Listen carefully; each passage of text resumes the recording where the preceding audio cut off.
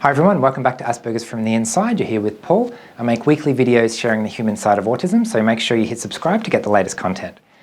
So today I thought I would share one of the most effective strategies that I've ever come across when making friends in new situations.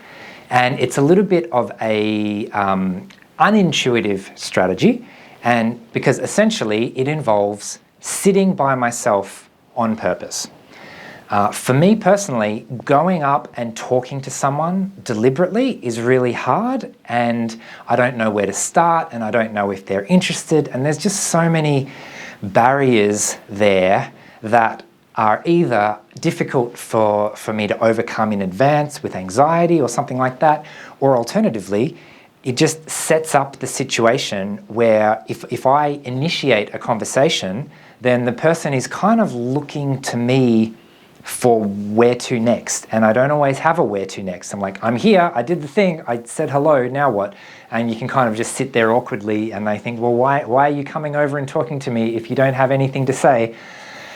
So one way that I have regularly used to overcome all of that is by deliberately sitting by myself. So where this works really well are things like conferences or after class, or in other kind of events where there's lots of people and it's expected that you network somehow or that you meet other people there, but it's not always easy to know how to start that and how to actually get the conversation going. So what I would do is I would pick a table that was completely empty, and I would go and sit down, and that means that anyone coming to join me, they've already sort of bought into the idea that I was already there, which means that when they come and sit next to me or come and join my table, I don't have to do anything. They chose to sit next to me, so at least I know that they're happy for me to be there.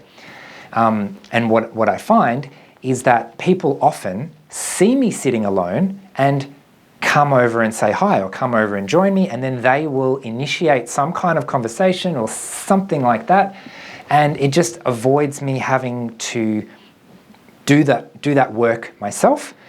It also means that however they initiate, I can just sort of mirror that, and I know already that they're comfortable. At least I know that they're comfortable talking to me, because if they weren't, then they wouldn't have started talking to me in the first place. Because I know that this strategy works so well, I can also use kind of the reverse of the strategy, which is when I see someone sitting completely alone, then it makes it easier for me to kind of reverse the roles in my head and say, well, what if I were the other person? How would I react? What would I like? How would I respond? And it means it makes it easier to approach people like that and just check in to see, can I sit here? There's a huge power in asking those really basic questions rather than assuming. Because if I sit down or start talking to someone, I'm in the back of my mind going to be wondering, do they really want to talk to me? Are they just being polite? Do they wish I would leave? All of those kind of self-questioning kind of things. Whereas if I say, can I sit here? Do you mind if I sit here? Would you like some company? Something like that. Then I will get, they will actually positively affirm, yes, please sit down. Hi, my name's this person, blah, blah, blah, blah, blah. So it kind of overcomes all of those initial things.